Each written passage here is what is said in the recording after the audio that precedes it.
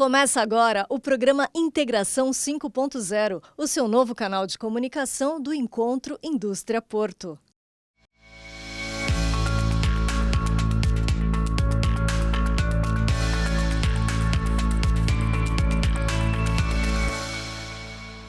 Olá, o programa Integração dessa semana está começando e hoje vamos conversar aqui com o Luiz Cláudio Montenegro.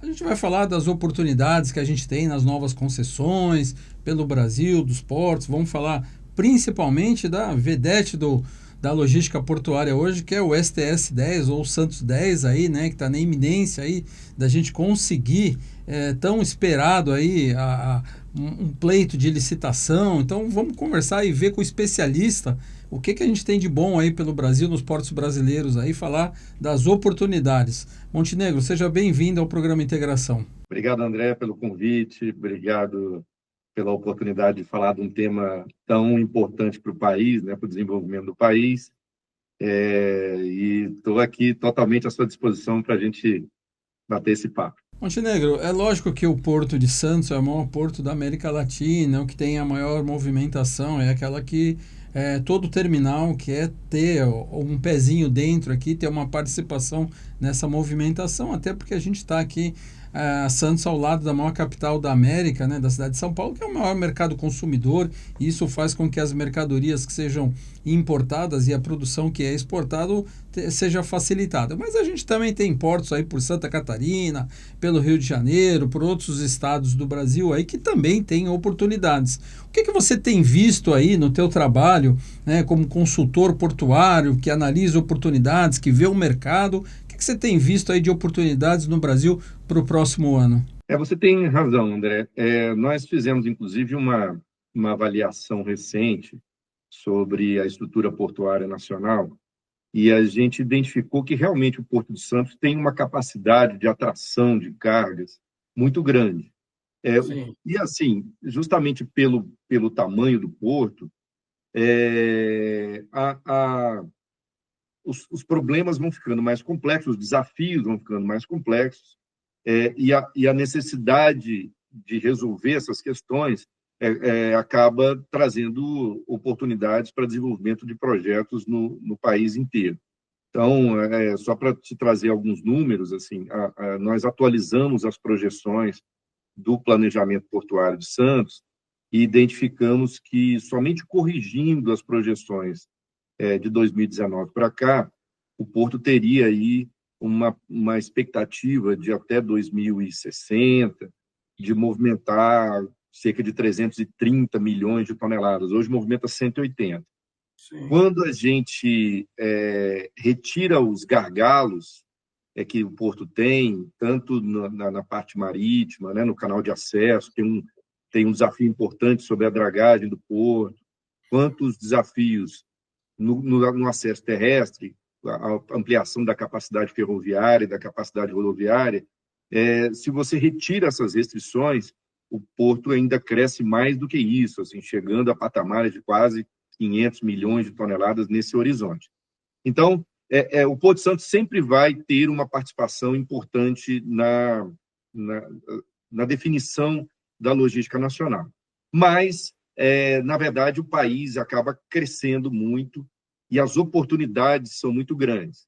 Para te trazer um outro número importante, a ANUT, a Associação Nacional dos Usuários de Transporte, fez um estudo mostrando que, se nós quisermos dobrar a participação do país no comércio internacional, que hoje gira em torno de 1,2% do comércio internacional, se a gente quiser levar isso, por exemplo, a 2%, o país precisa movimentar mais 800 milhões de toneladas. Hoje movimenta cerca de 1,3 bilhões. Então, assim, é um incremento de 70% do que a gente movimenta hoje. E isso, o Porto de Santos certamente tem uma parcela significativa de responsabilidade em absorver essa demanda, mas outras alternativas necessariamente precisam ser construídas. Então, você perguntou, assim, o Rio de Janeiro discute hoje uma ferrovia que chegue no Porto do Açu.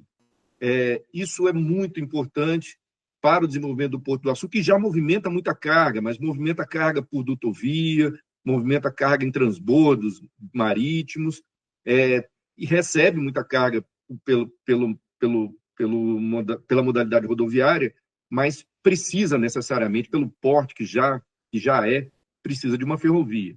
Então, a discussão da ferrovia, da 118, que vai fazer uma conexão do Porto do Açu à malha que chega no Espírito Santo, né, pela ferrovia Vitória-Minas, num primeiro momento, e depois chegando até a capital do Rio de Janeiro, isso traz uma oportunidade para o desenvolvimento do Porto e outros projetos que estão nesse caminho, como o Porto Central também no Espírito Santo, no sul do Espírito Santo. Então, esse é um desenvolvimento importante. Uma outra discussão importante que acontece no Rio de Janeiro é a discussão da renovação do contrato de arrendamento da CSN. A CSN certamente vai trazer aí uma proposta de investimentos importantes para essa renovação contratual, e é preciso ficar atento a isso, né? Em Itaguaí, um leilão recente da área do meio, do Itaguaí 02, que vai trazer um novo player de minério, a Seda Mineração, que entra no mercado com muita força, inclusive com muito interesse em investir em outros projetos. Então, esse também é um ponto importante para a gente olhar no Rio de Janeiro. No Espírito Santo, a gente tem uma iniciativa acontecendo, inclusive terá o lançamento no dia 25, o lançamento do chamado Aliança Parklog. Sim. Essa é uma aliança de portos privados. Você tem o porto, a Portocel, que é um porto para a operação da celulose, né, da Suzano, Senibra e outras cargas que eles movimentam lá. Você tem o porto da Imetame em construção, já com previsão de ser inaugurado já na primeira operação ainda no final desse ano.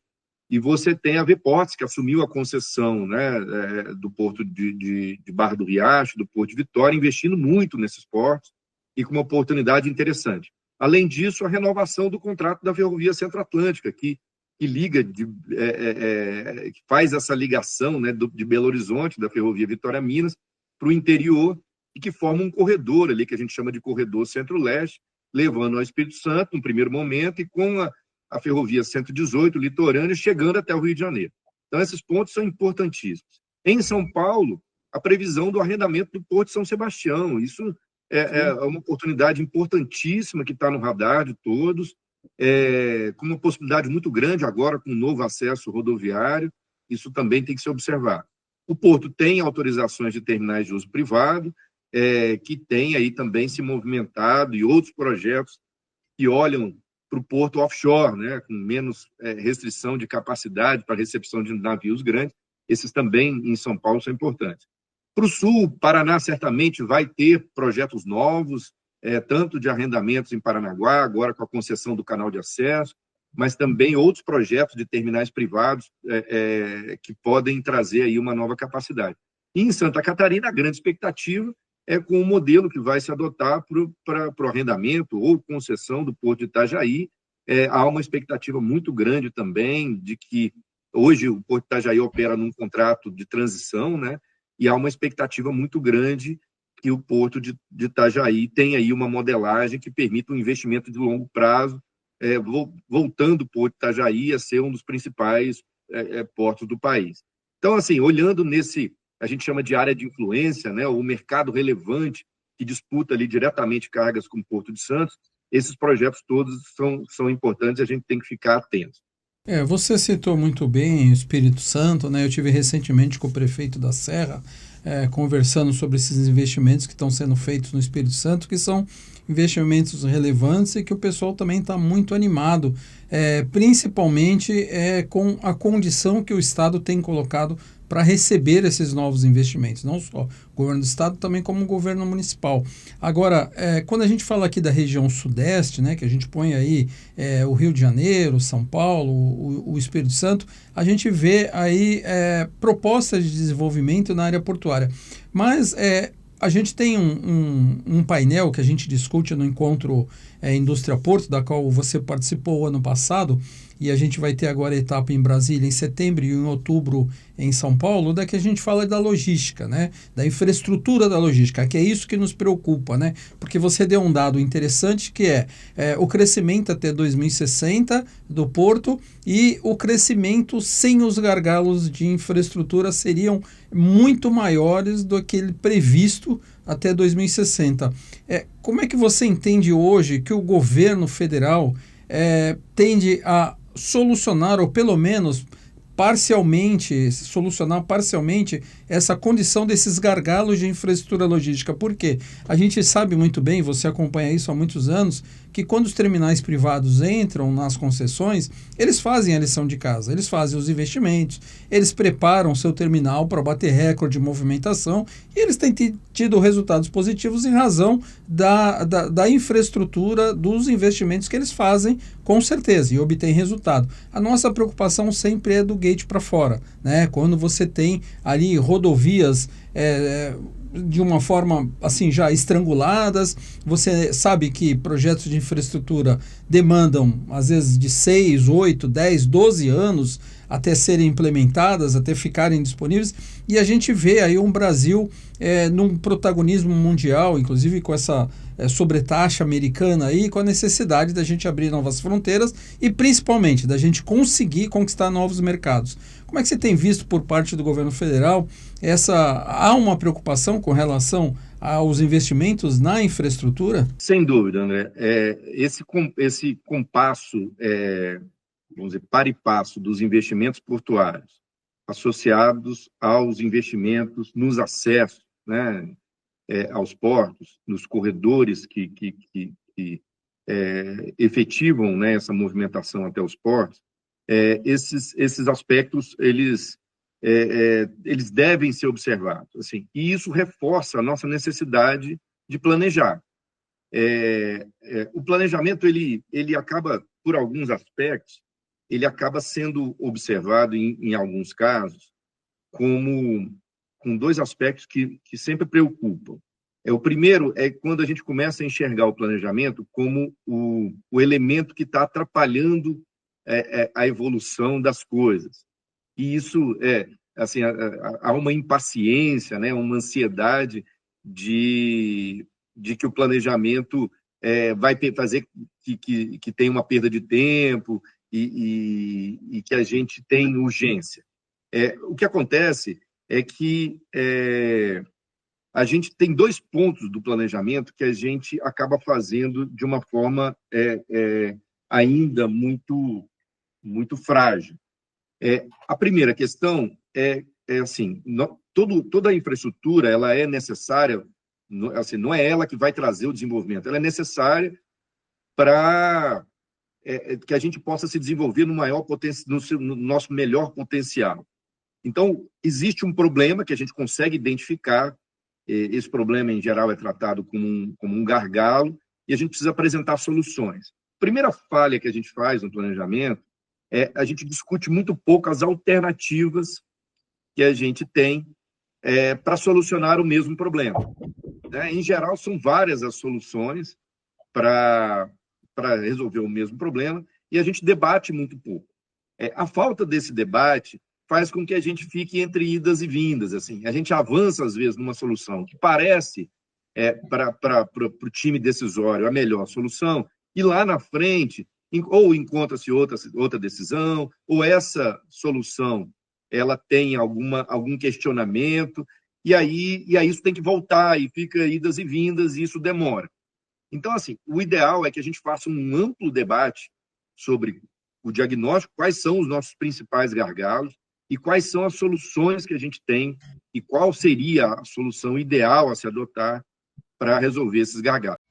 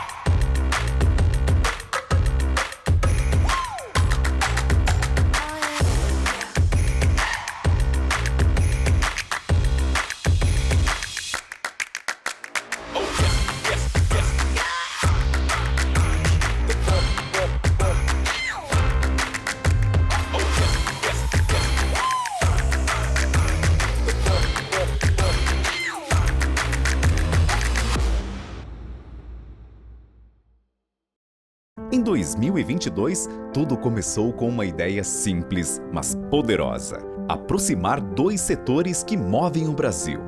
Nascia assim o Encontro Regional Indústria Porto.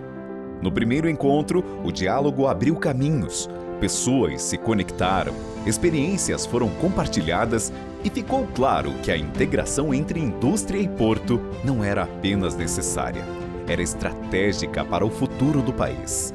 Com o tempo, a ideia amadureceu. Hoje já são mais de 5 edições de sucesso. O evento cresceu, ganhou força e ampliou seu alcance. De regional, tornou-se nacional.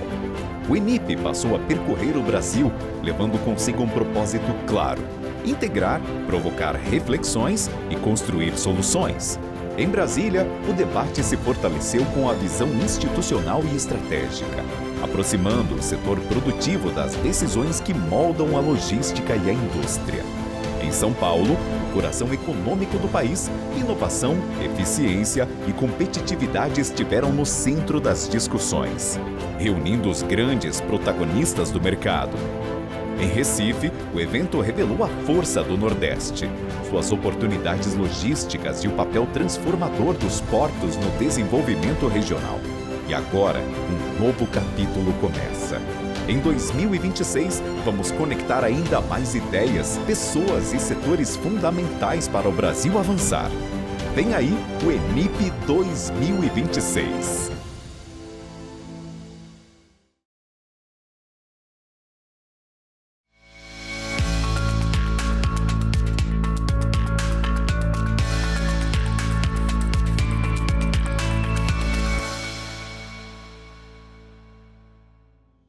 A International Container Terminal Services, multinacional de origem filipina e a maior operadora portuária independente do mundo, concluiu o processo de compra total do operador logístico iTracker, empresa atuante no Porto do Rio. A companhia filipina já possuía 70% do empreendimento e agora ampliou sua posse para 100%. A Terios concluiu em junho o maior embarque de açúcar VHP em um único navio para a China. Na operação de grande escala, o embarque contava com 75 mil toneladas de açúcar VHP. O Porto de Santos foi palco de uma operação inédita para a navegação brasileira, com o primeiro abastecimento de um navio porta-containers utilizando etanol como combustível. A iniciativa representa um avanço na adoção de alternativas energéticas voltadas à redução das emissões de gases de efeito estufa.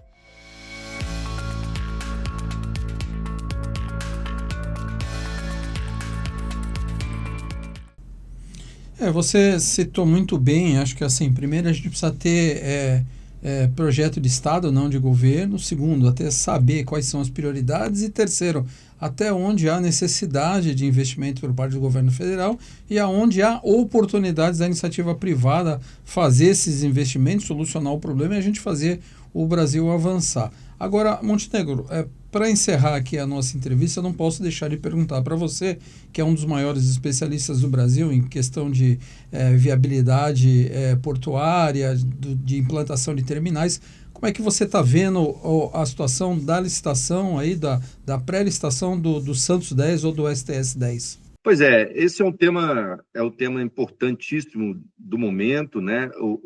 Nós identificamos, André, desde 2019, só voltando, dando um passo atrás, assim, o Porto de Santos experimentou uma ampliação de capacidade em 2013, com a entrada de 2 grandes investimentos, que foi o investimento do terminal BTP e do terminal de Pior. Isso nós estamos falando de capacidade para movimentação de contêineres, que é importantíssimo no Porto de Santos, porque a indústria nacional está muito concentrada ali no raio de influência, né, na área de influência do Porto de Santos. Aí tendo São Paulo aí como protagonista disso. Então, o container teve essa ampliação de capacidade e a gente identifica que isso trouxe resultados para a eficiência, para a redução de custo para o usuário, com um indicador muito importante, que é o indicador das filas, né? A gente entende que o nível de serviço portuário ele está ali identificado diretamente no comportamento das filas. Então, o que aconteceu em Santos, de 2013 até 2019, essas filas vieram numa linha decrescente, e nós caímos aí de cerca de 25 horas de espera por navio de contêiner para um mínimo, que foi o benchmark assim, do resultado, que foi em 2019, que foi 8,9 horas. Sim. Quando virou para o ano de 2020, a gente identificou que essa curva fez uma inflexão, ela voltou a subir. E já tinha chegado em 2020 a cerca de 11 horas, e a gente alertou o governo federal. E havia um projeto que estava lá construído desde a construção da Lei de Portos, né, de 2013, tinha o projeto de arrendamento ali da região do Sabuó para um terminal de contêineres. Então, esse projeto foi trazido de volta para a discussão, a Infra fez um trabalho e colocou ele em debate. Nesse período, debateu-se muito sobre se havia mesmo necessidade ou não de um terminal de contêineres, e a gente foi vendo essa curva da fila de navios de contêiner crescendo. Para a gente entender, nós chegamos em dezembro de 2024, André, com 53 horas de fila de espera para navios de contêiner. Isso para os usuários é caótico. Isso gera aumento de frete. Famoso custo Brasil. Custo Brasil. Custo, a gente calculou em mais de 1 bilhão, cerca de 1,5 bilhão por ano, só com pagamento de multas por sobreestadia de navios, né, as demurras. Então, assim, um prejuízo enorme para o país, um prejuízo para todos. Então, o projeto se tornou urgente. É aquela discussão, assim, se a gente faz um planejamento efetivo, talvez a gente não tivesse chegado nesse ponto. O assunto vinha sendo conduzido muito bem, e vinha andando muito bem, até que uma discussão, entre várias que já ocorreram nesse processo, mas uma discussão sobre concentração de mercado veio à tona agora, mais recentemente, com uma proposição da ANTAQ de impedir que os players que têm já investimento no Porto de Santos pudessem participar do leilão. André, isso não é comum no mundo. Pode acontecer em um caso e outro, em questões muito extremas, ou quando você entende que o serviço que está sendo prestado é muito ruim.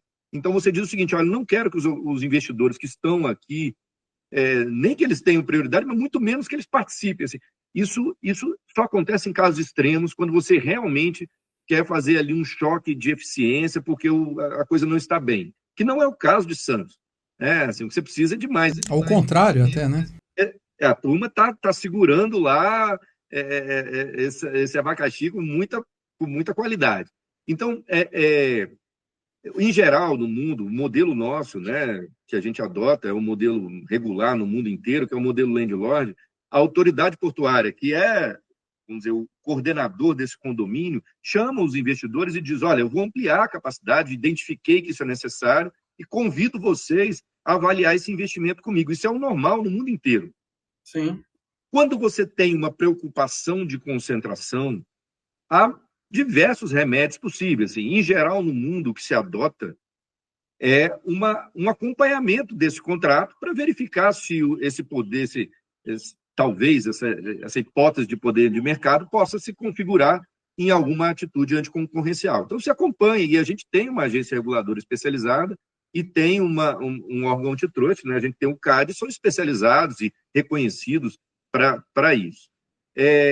Uma segunda possibilidade que poderia se adotar num caso mais extremo é dizer o seguinte: olha, então eu quero que você desinvista do ativo que você já tem, que eu vou dar outro encaminhamento para aquilo, ou então eu quero necessariamente diversificar essa competição. A questão é que a ANTAQ propôs a eliminação de participantes. Isso traz um risco jurídico para o processo enorme. A gente já apresentou, tanto na ANTAQ quanto no Tribunal de Contas, em todos os fóruns que a gente tem discutido no Congresso Nacional, vários elementos que mostram que a gente não precisa ter essa preocupação, e eu rapidamente aqui vou te trazer 3 deles. O primeiro é o seguinte: a gente fala de concentração, e às vezes a gente fala alguns números, tem 20%, 30%, 40% de concentração, e a gente não tem muita noção do que significa isso. A gente pega de outros setores e tal. Mas quando eu pego em Santos, a movimentação de Santos do ano passado foi 4.800.000 teus. Se eu falar 40%, eu estou dizendo que eu não quero ter um terminal que concentre mais de 40%, eu estou dizendo que eu não quero um terminal que movimente mais de 2 milhões de teus em Santos. Isso é um absurdo. Um terminal de 2 milhões de teus é um terminal pequeno. A gente está falando no mundo de terminais de 8, 10, 15 milhões de teus, e para receber navios de 18 mil, 20 mil, 25 mil teus. Aqui nós estamos recebendo navios de 10 mil, de 8 mil teus. Assim, nós temos que avançar muito, sabe, André? E para isso, às vezes, alguma concentração é necessária e, às vezes, até desejável. Então, esse é um primeiro ponto. Um segundo ponto é que a análise da ANTAQ não considera a concorrência com todos esses portos que nós falamos aqui. E é claro que concorre. Um número que eu tenho dito é o seguinte: da área de influência de Santos, onde ele é competitivo, Santos só movimenta 40% das cargas containerizadas dessa área. Os outros 60%. Os outros 40% são movimentados pelos outros portos que concorrem com ele. E cada vez vão concorrer mais à medida que a gente entendeu que os gargalos de Santos são complexos e as oportunidades vão surgir cada vez mais para essa concorrência. E a agência não considera essa concorrência nas suas análises. Então, fica parecendo que Santos é o único porto do Brasil, e isso, claro, leva preocupações a níveis extremos desnecessários, assim, porque outros portos podem ser concorrentes e ser alternativas caso alguém queira alguma prática anticoncorrencial. E, por fim, o último elemento que eu queria trazer, que a gente tem mostrado às autoridades, é que esse projeto é um projeto previsto para implantação em 9 anos. Mas nós não queremos que ele seja feito em 9 anos. A gente quer que ele seja feito em 3 anos, em 4 anos. E para que a gente tenha a identificação no mercado de qual é o investidor com maior apetite, a gente precisa trazer todo mundo. E a gente tem que pensar num cenário de hoje, que ele vai ser preocupante, sabendo que o porto vai estar implantado em 9 anos, é imaginar que nada mais vai acontecer no Brasil em 9 anos. Isso também é preocupante. Então, a gente quer que todos concorram, porque a gente pode fazer a escolha ótima, né? E, além disso, a competição traz valores de outorga, né? Porque o leilão é pela outorga, que são muito importantes para que Santos resolva os seus gargalos. Então, eu acho que a gente tem condição de juntar esses elementos todos. Ter a competição, ter a melhor proposta, a proposta ótima para esse projeto. Quando a gente elimina os incumbentes, quem já opera no Porto de Santos, a gente tira no mínimo 3 dos principais, 4, né? 4 dos principais players mundiais de operação de container, que é a Maersk, né? A IPM, a TAL, a MSC, a CMA, a CGM e a DP World. Assim, são gigantes do mundo que você está excluindo do processo concorrencial e nessa escolha ótima. Então, o que a gente tem dito é o seguinte, até para evitar questões judiciais e que atrasem ainda mais esse processo, que o processo seja aberto, e se houver realmente, identificado pelo órgão antitrust, alguma preocupação de concentração, que ele já falou, inclusive num painel no Tribunal de Contas, que não via essa preocupação, mas caso exista, há uma alternativa dada pela própria agência reguladora de que o ganhador faça o desinvestimento do ativo que já tem, e aí a gente segue com esse projeto que é importantíssimo. Esse é o panorama desse projeto. Há uma expectativa muito grande que a atuação do TCU, vamos dizer, supra essas lacunas aí institucionais que aconteceram aí ao longo desse processo e que a gente possa realizar ele até o final do ano. Monsenhor, por isso que é importante a gente continuar sempre insistindo em dar transparência para isso, porque realmente você citou muito bem. É importante que os principais players mundiais que aqui já estão tenham a oportunidade de participar. Se não há assim, o entendimento de que eles não podem ter 2 terminais, que eles façam o desinvestimento naquele terminal que ele já tem, dando oportunidade dentro de um prazo, né, para que ele ocupe o novo terminal e daquele terminal seja de uma certa forma arrendado, para aberto uma outra oportunidade de um novo arrendamento, mas o que a gente não pode é limitar a participação excluindo os principais players do mundo, porque a gente estaria colocando aí de uma certa forma até um perigo, né, de entrar alguém que não tenha experiência, que não tenha expertise, que não tenha o conhecimento mundial da movimentação de container e principalmente que não traga os resultados esperados e principalmente os resultados que a gente precisa para o Porto de Santos aqui, para o desenvolvimento não só do Porto, mas de toda a logística do Estado de São Paulo e até do Brasil. né? Então a gente vai continuar acompanhando isso de perto, vai ser um dos debates que a gente vai fazer em Brasília, com acompanhamento da TV Band News, que dá uma cobertura nacional ao evento, e também na etapa de São Paulo, e a gente vai estar acompanhando de perto. Montenegro, eu queria agradecer demais a tua participação, falar que você sempre enriquece o nosso debate aqui, trazendo conhecimentos, números e a tua expertise de tantos anos aí nesse mercado, que traz uma luz para nós de ter uma diretriz de que caminho a gente deve comandar, né? De caminho a gente deve conseguir perseverando, né? Continuar perseverando. Então, queria agradecer demais aqui a tua participação. Obrigado, André. Obrigado a toda a sua audiência aí parabéns pelo espaço de debate. Esse debate no país de infraestruturas é muito importante, você sabe disso, e eu vou estar aqui sempre à disposição para contribuir da melhor forma para o debate ser rico e a gente poder sair sempre com uma solução convergente e que atenda aí ao principal interesse, que é o interesse do desenvolvimento nacional. Obrigado. Não deixe de acompanhar todas as edições do Integração 5.0, todo sábado no canal do Encontro Indústria Porto no YouTube e também na TV Serra do Mar. Mas não se esqueça de fazer sua inscrição